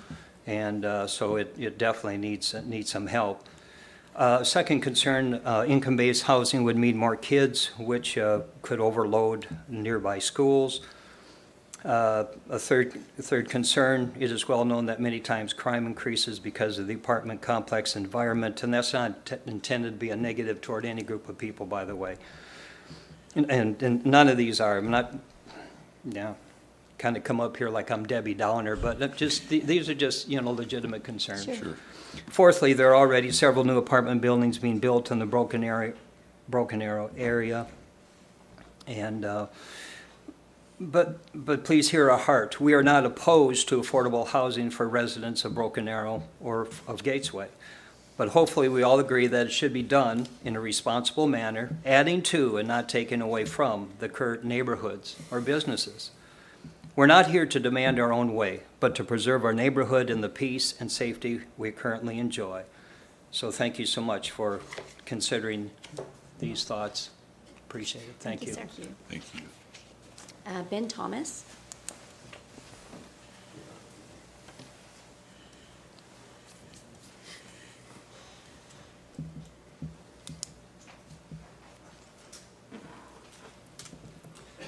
Good evening, council members. I probably won't add a whole lot more to what he just said because he covered a lot of the same things. I will say that a question came up on a previous situation about sewer. Never even thought about that, to be quite honest with you, but I have tapped into that sewer line. I live on College Street. My mom lives directly across the street from the entrance that they're building right now for their new addition they're currently doing, and that is something that would raise some serious concern if you're going to have 180 units there. Some of the things that were told to us at the neighborhood meeting from them was that the rent would start at $907 a month for a one-bedroom unit and go up from there. I asked one of the managers at Gatesway, I said, what is your average pay? And they said $13.50 an hour. Well, just do the numbers. Those numbers don't add up. So somebody making $13.50 an hour cannot afford a one-bedroom apartment at $907 a month. So there's some inconsistencies. We've dealt with Beacon Properties last year when they wanted to build farther down College Street from us, and that deal fell through for different reasons. But the bottom line is, when we look at putting multifamily housing in a single family unit area, how does that work? And we see apartment complexes that are being built currently in different areas around Broken Arrow and have been, but they're on roads that make sense. They're on roads with divided roads with turn lanes, or they're already 4-lane roads. So if we're going to look at apartment complexes, we need to think about where the location is going to be and how it affects the current road. That road right now, College Street, is getting wore out. A lot of it had to do with the construction that was done in just the widening. I live on that road. I saw the dump trucks going back and forth. And there's already some wallered out spots on it right now. There is no shoulder. It is a tight, narrow road.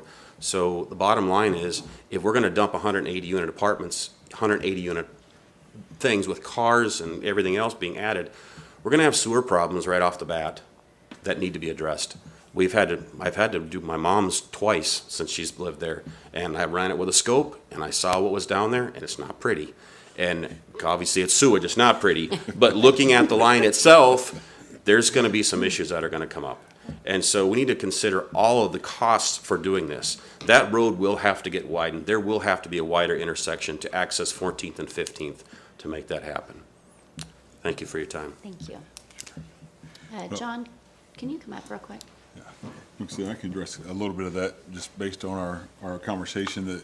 The comment that he had about the $900 a month, that's not for the Friends. That's right. For the other population that will be going into those apartments. There's a different set of Yes, standards. Counselor, that's correct. So. And it's designed as well, because our Friends are also set income levels depending on what they get from the state, but also workforce housing. So 1, 2, and 3 units, anywhere from 900 up to 1,200. Look, nothing in housing is affordable. I mean, apartments that were renting when I was going to college and could barely afford $500, the same things are smaller, $1,000, $1,200. I mean, you see the rents in Broken Arrow. Gatesway owned property in the Rose District years ago that we sold, and we know what that's renting for. So yeah, affordable housing, unfortunately, regardless of hourly wage rate, and I mentioned wages not being commensurate with construction costs and housing prices right now. So this is designed for workforce folks can also share and have roommates and things, and we'll have friends in there that have roommates as well. I will say that our architects, engineers, our folks have been working with the city staff on infrastructure-related questions and all those things, and there hasn't been any indication to us that there's any issue with the sewer in that area specifically. So again, we'll get the transportation study. Out of the 180 units, how many will be allocated for Friends units? So right now, we're at 20%, which is about 36. We'd like to see that more. And there's some state regulations that are coming down they're working on too. I mean, ideally, the state would like to see anywhere from 20 to 80%, but they, you've got to do those things. So it's all about the dollars and cents. There's also a pro forma attached with the money that Beacon's putting in on the capital side to build. I mean, there's got to be a return on some of that as well. And so that's all built into the pro forma. We're very fortunate that Greg Arend, who's not here this evening, and the staff with SOAR Partners, which is an organization that helps nonprofit groups. He's a retired principal at Deloitte. So when it comes to the dollars and cents, we make sure we do our due diligence. He and I have been on the board together for almost 10 years. And so we're not going in anything haphazardly. On, $900 a month for a one bedroom is not inexpensive. 100%. I mean, so I don't see that as a low income rate by any means, so. That's more along the market rates. That's not what our friends would pay for. Right, There'll okay. be some different scenarios that they're eligible for. And again, they're subject to different eligible or areas of eligibility. They probably get some funding as well. Yeah, the that state gets to help with that. passes through federal dollars. Okay. And then there's also dollars that Gatesway gets for the vocational training and the caregiver. That way it's a continual, they don't have to worry about those day-to-day transactions. Right. I mean, Exactly. had And Billy they're not still driving, been. and they're not having children, so. Some have children. Okay. Unfortunately, sometimes we get them with children. And Okay. so, but yeah, they're, for the most part, they're not driving. And so we offer a wide range. We have transportation services. Gatesway is kind of an all-inclusive, full service. As Gateway grows, can they use more and more, you think, of the apartments, utilize more of the apartments? Are they built specifically for separated? Well, As friends. we'll use as many for our friends as we possibly can, I mean, as we Okay. grow. Now, again, I think the one thing that the council and the citizens also need to realize that both the industry that Gatesway is in and Beacon, they're two of the most highly regulated industries that you can come across. When you're dealing with healthcare of a disadvantaged population that is subject to those vulnerabilities, and you're dealing with an organization that is dealing with a lot of federal subsidies when it comes to housing, trust me, the scrutiny that we're under is intense. So we make sure that we cross every T and dot every I when it comes to who's living in it, who's eligible, how do they get paid for. We have to be, or it's our skin. And anything that adversely affects the organization adversely affects our ability to provide those services to our friends. So again, we understand and appreciate the concerns of the surrounding area. I deal with this all the time, especially when it comes to multifamily myself. But, at the end of the day, it's my job as a city manager to direct, hey, this is where our growth is, and we've got to start thinking about that. We're never fortunate to be ahead of the times as much as we want to be. So you start having conversations about how do we make those improvements to water, wastewater, sanitary sewer, your transportation. Well, the way I look at this too, I think a couple of different things would be the level 6 is industrial. So what you're trading off is some industrial property for a level 3, which is back to that type, the apartments and that type of growth. The level 6 does help the city as far as taxes because it means jobs.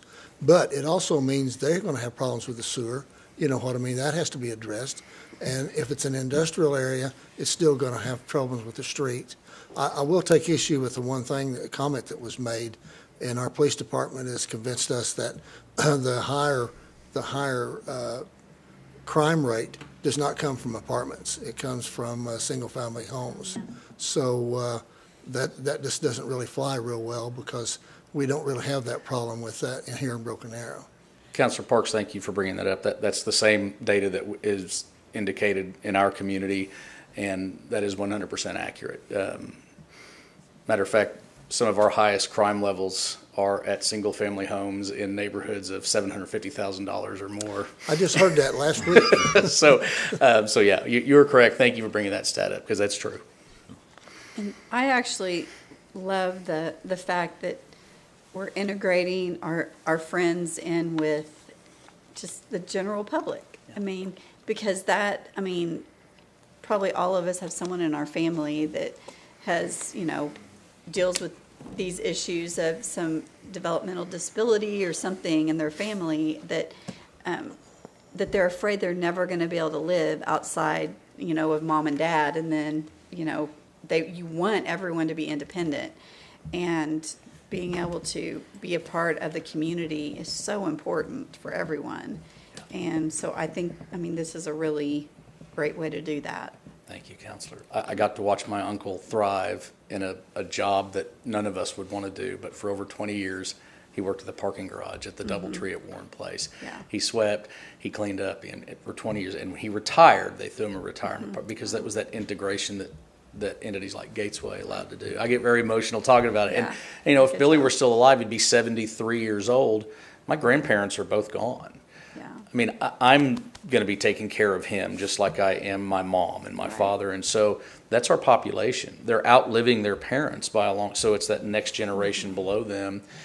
And we're getting older. And, so to your point, much like nobody in here probably has not been affected by the soccer program, you all know somebody that's been affected by somebody with IDD.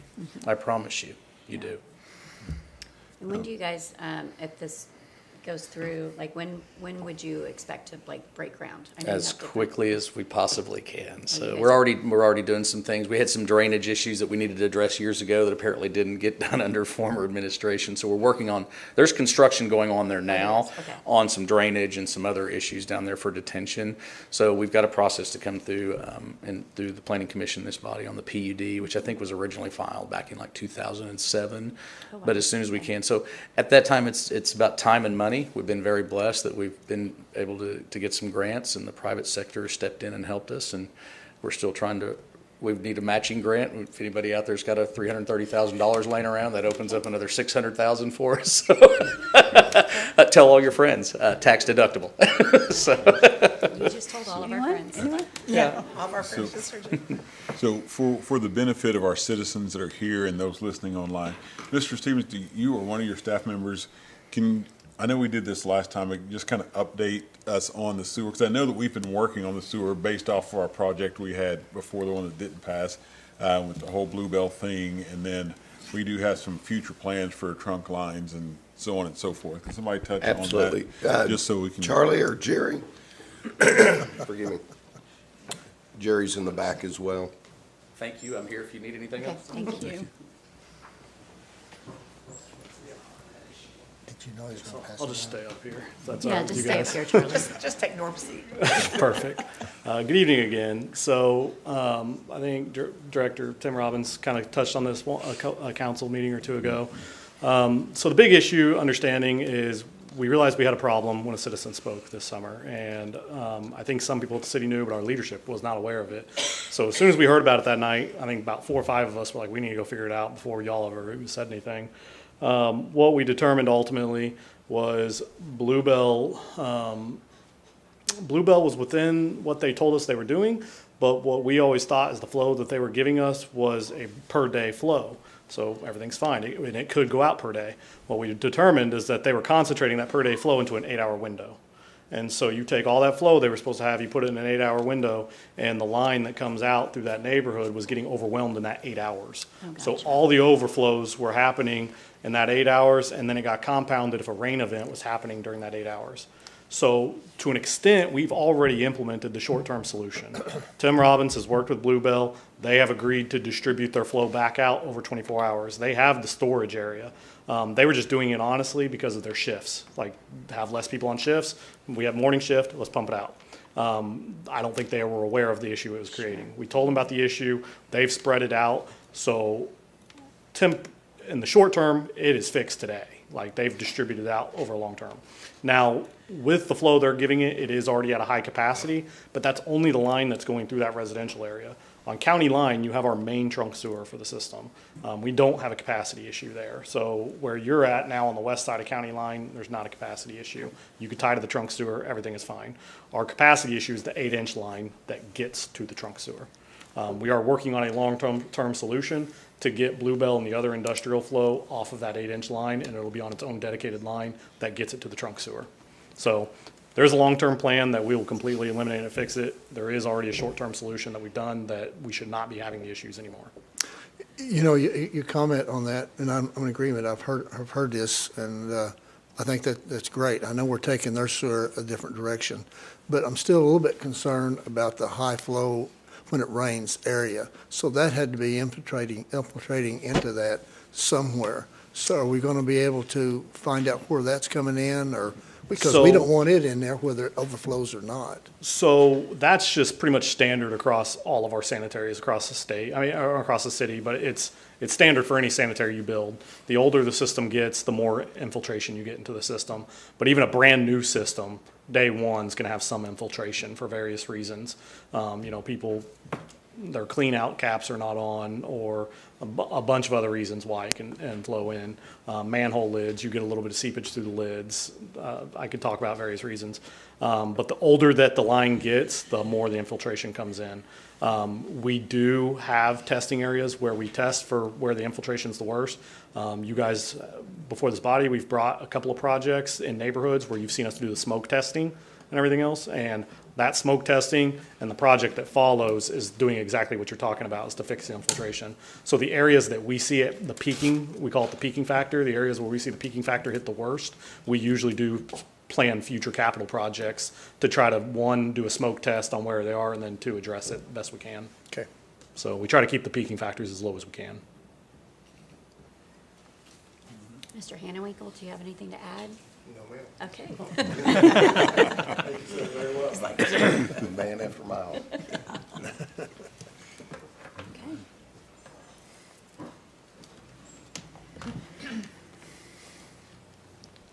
So is there a motion for a comp change?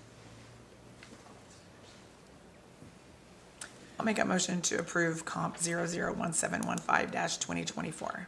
Second. We have a motion and a second. Roll call.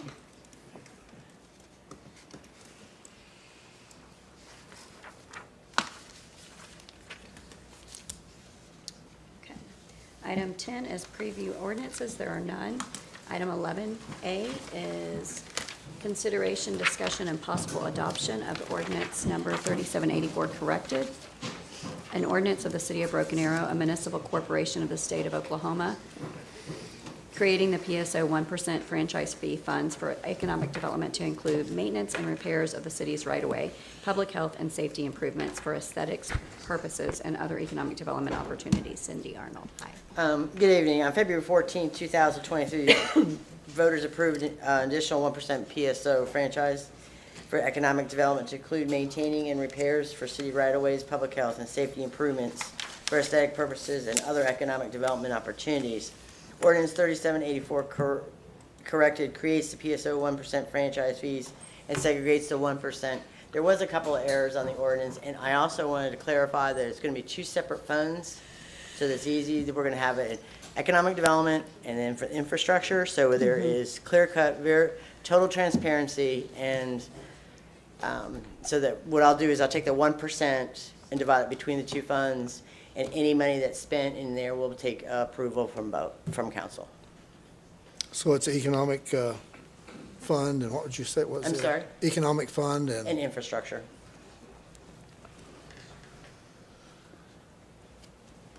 So each fund will get 0.5%. I'll make a motion to adopt, or this isn't a preview, this is actually the ordinance, okay? Yeah, it's approving ordinance number 3784 corrected. Okay, I'll make a motion to adopt the corrected ordinance.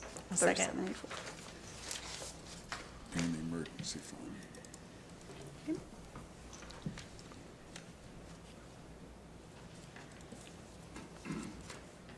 Entertain a motion to move for emergency clause. so move. Second.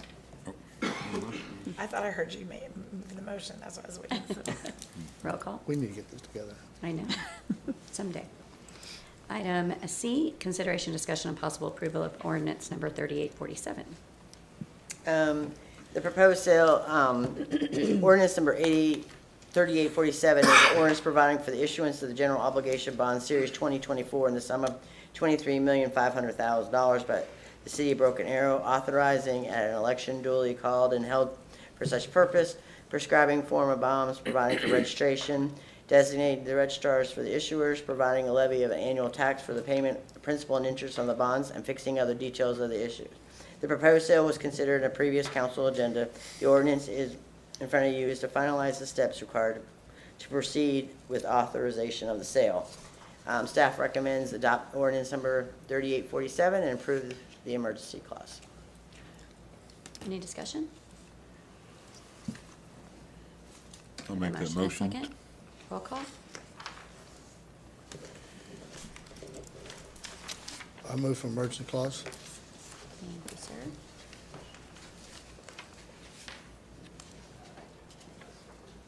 Maybe. Time to change my mind. Roll call. All right. Item E is consideration, Thank you. discussion, and possible adoption of ordinance number 3846. Amanda. Good evening. This ordinance is to make a change inadvertently when we passed ordinance 3746 back in September of 2022. The language in that ordinance changed the city's electrical code to the 2018 code rather than the 2020 code. So this ordinance is bringing that into compliance what it should be, the 2020 electrical code. Okay. Any discussion? Did we do this last meeting? We did the preview ordinance. Okay. I'll make a motion to adopt ordinance 3846. Can't motion while we're discussing? You can vote no if you don't want to. I don't like it. I can't yet. It's not that late, guys. So we do have a motion in a second. We do. We're waiting. Okay. Move for emergency clause. Thank you, sir.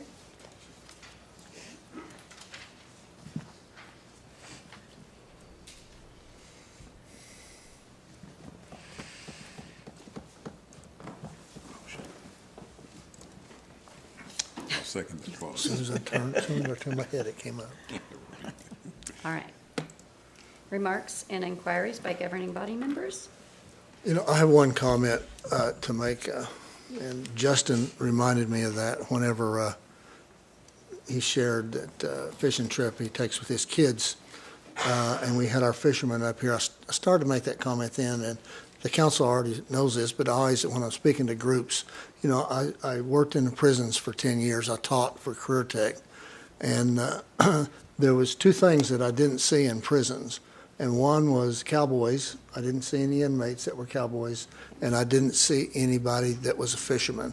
And I would ask the inmates as they would come in, I'd interview them, and I didn't see that. So it took me a while to figure out. And the reason for that, I believe, is because they had somebody to take them. They had somebody to give them interest in it. You know, the cowboys, and were raised on a farm or a ranch.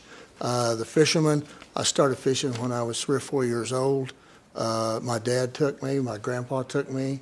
I know Justin takes his family there. I'm just saying it's the family unit is the common denominator in all of that, would help that. And so I was just excited to see these kids so involved with that at this age. It just warms my heart to see they're interested in that. So I know you all have heard me comment on that, but maybe there's one person that hadn't heard me say it yet. But I believe that's the common denominator is family or friends. Yeah, our new chamber president hasn't heard that yet, Johnny. Okay. Yeah.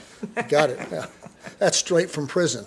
From his time in prison. Yeah, from his time in prison. Working. We both spent time in prison. Oh, yeah. That's true. Oh, yeah. Oh, okay.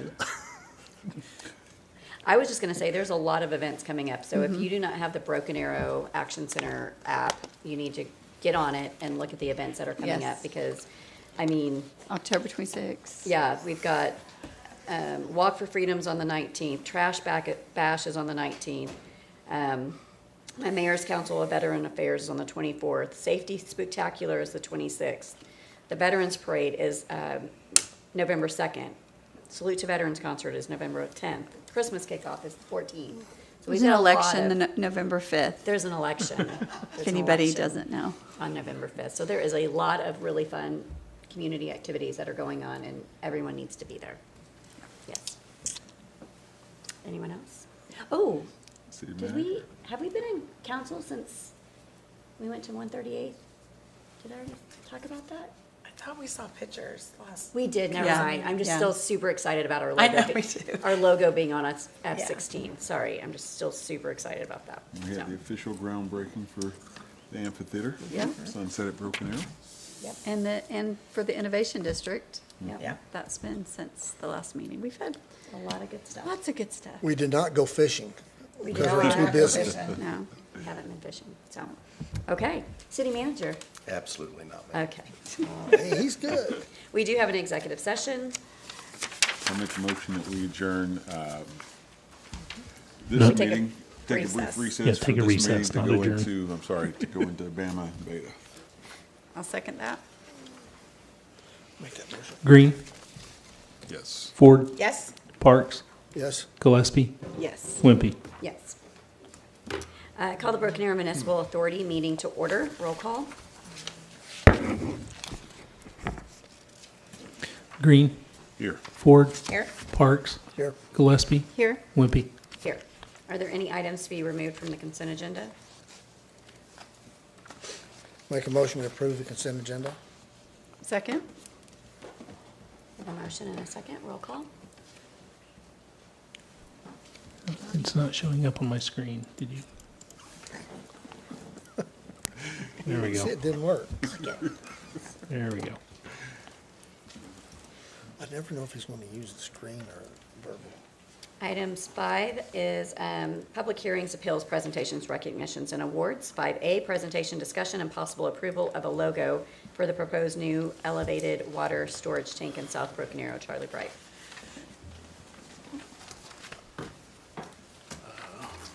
Good evening once again. Madam Chair, Madam Vice Chair, Commissioners, and Acting General Manager.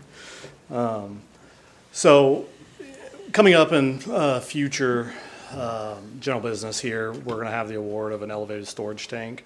We wanted to separate it into two items for discussion tonight. One big thing that we've heard this council speak on a few times now is logos on the storage tanks. If we were going to do it, we were just going to have the standard City of Broken Arrow logo on there. But given the comments we've heard from the council in the past, we wanted to open it up to you all for discussion.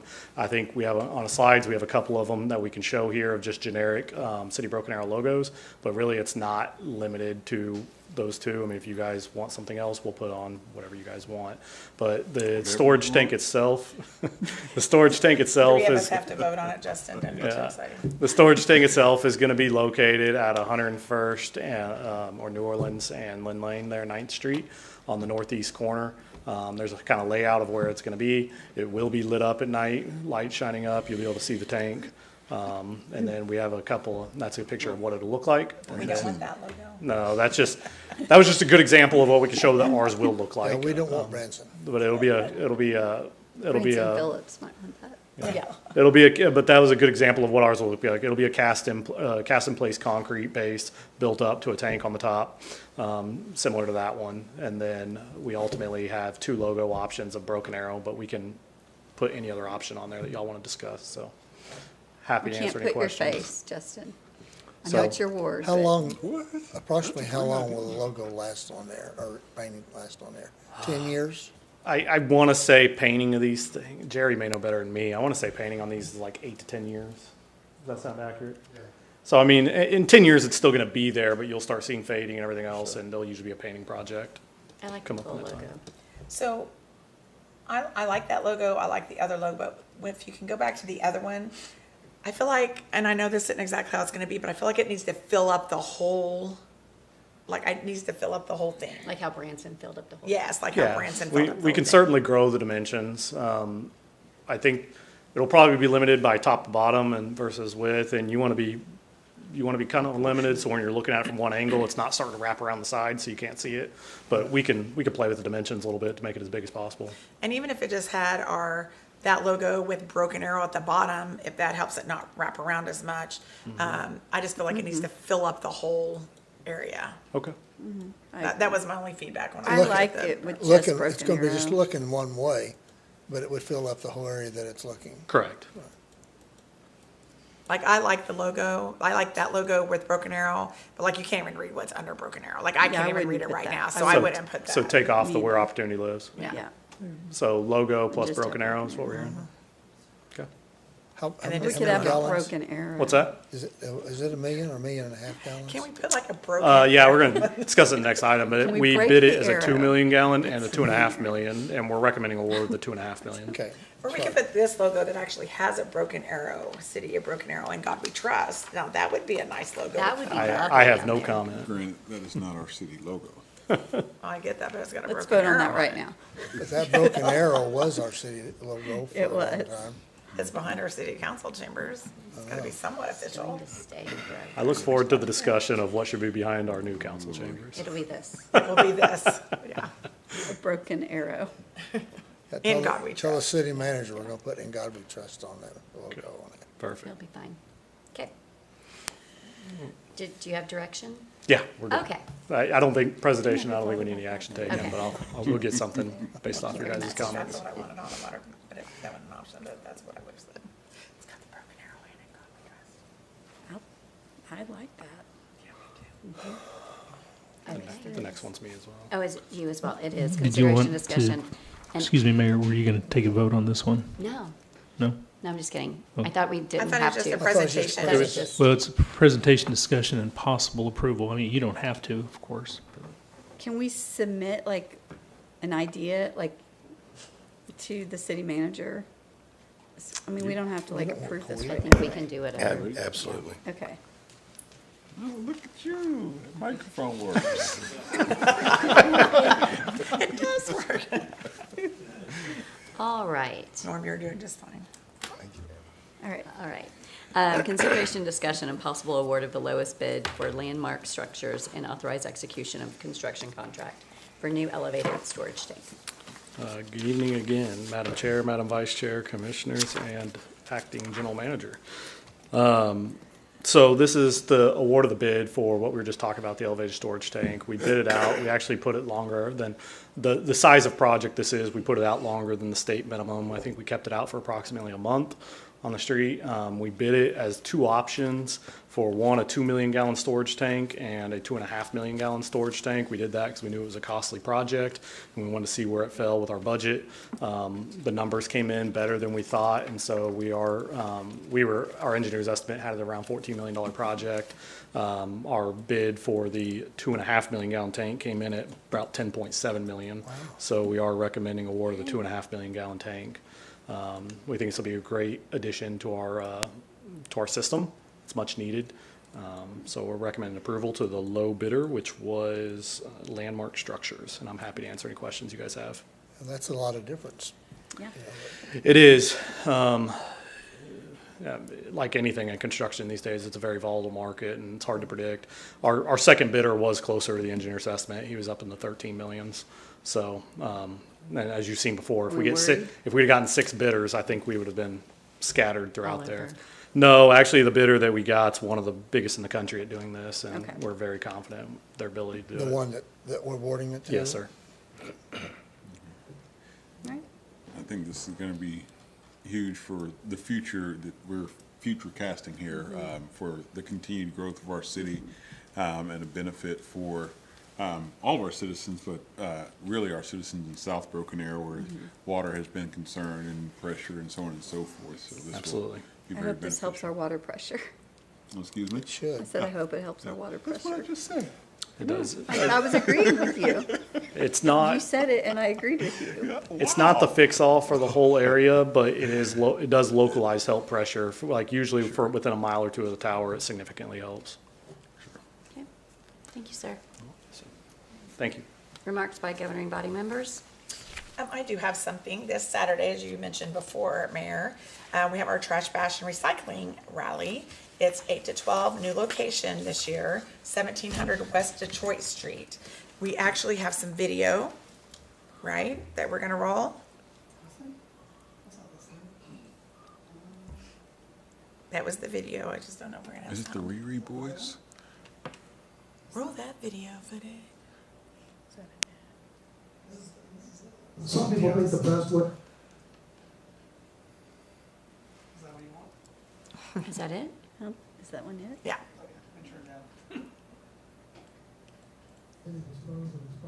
Medications just to flush them down the toilet. Hi, I'm Officer Peter. Did you know the Broken Arrow Police Department has 2 drop bins for you to dispose of expired or unused prescription medications? The bins can be accessed during business hours at the Public Safety Complex at 1101 North 6th Street through a partnership we have with the Oklahoma Bureau of Narcotics. Hi, I'm Galea with the Solid Waste and Recycling Department. The Trash Bash and Recycling Rally is another opportunity for you to dispose of your pharmaceuticals. That event is on Saturday, October 19th from 8 a.m. to noon at the Broken Arrow Maintenance Center located at 1700 West Detroit Street. Together, we can keep these drugs off our streets. And out of our water supply. So what's really exciting about Galea and also the Broken Arrow Police Department is they're both, I think as most council members know, they've both been nominated for Keep Oklahoma Beautiful Awards. So Galea for Associate of the Year, which is huge. Our Keep Broken Arrow Beautiful won that a couple of years ago, I believe. And then our Public Relations Unit is up for the law enforcement. They're finalists. So we won't know till that night if they win. But they're up for the finalists for Keep Oklahoma Beautiful. So I just kind of wanted to run that. I thought that was a cute little PSA they did this year. And then just remind everyone at the Trash Bash Rally that you can bring, obviously, pharmaceuticals, but cardboard, electronic e-waste, there is a charge for that. $26 for TV, $10 for monitors. Everything else is free. Batteries is free. Everything else will be free. It's just the e-waste that you have to pay for. Plastic grocery bags, sharps, or medical needles, ammunitions, 50 caliber or less only, paper shredding, limit of 3 boxes, and fire extinguishers. So, come on out. Yep, and just to add on to that, these are specific for those items, so you can't just like go through and clean out your house and bring all your trash and throw it in. not Even the though it's dump called day. Trash Bash, not dump you day. can't bring your trash. It is for these specific recyclable items, because I have been there and people showed up with truckloads of trash or paint or various things, and those things will not be accepted. You will be turned away, so just be prepared for that. But you can reach out and get a voucher for those to take to the dump, for the dump day. Did you mention tires? You can do 10 tires. You can do tires, and that wasn't on my little list, but yes, you can do tires. No tractor tires, and no tires with rims. Okay. Yeah. Thank you.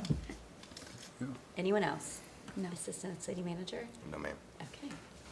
Make a motion. He's saving his for the next meeting. Right. Make a motion to adjourn. Second. There we go. All right, so we have no executive session. You made a motion to adjourn? Yeah, we're adjourned. We are adjourned. Yes. Losing it, I'm losing my mind. All right, call the Broken Arrow Economic Development Authority to order. Roll call. Green. Here. Ford. Here. Parks. Here. Gillespie. Here. Wimpy. Here. Are there any items to be removed from the consent agenda?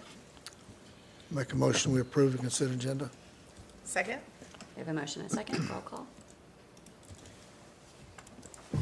There are no public hearings, appeals, presentations, recognitions, or awards. No general authority business. Remarks from governing body members? City Manager? No, ma'am. Motion to adjourn? Second? We have a motion and a second. Roll call.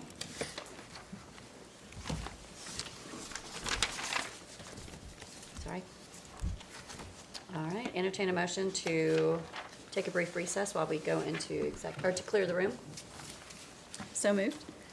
Second. Okay. I'm sorry, who made that motion? Vice Mayor? Yeah, who's second? I did. Green. Green. Yes. Ford. Yes. Parks. Yes. Gillespie. Yes. Wimpy.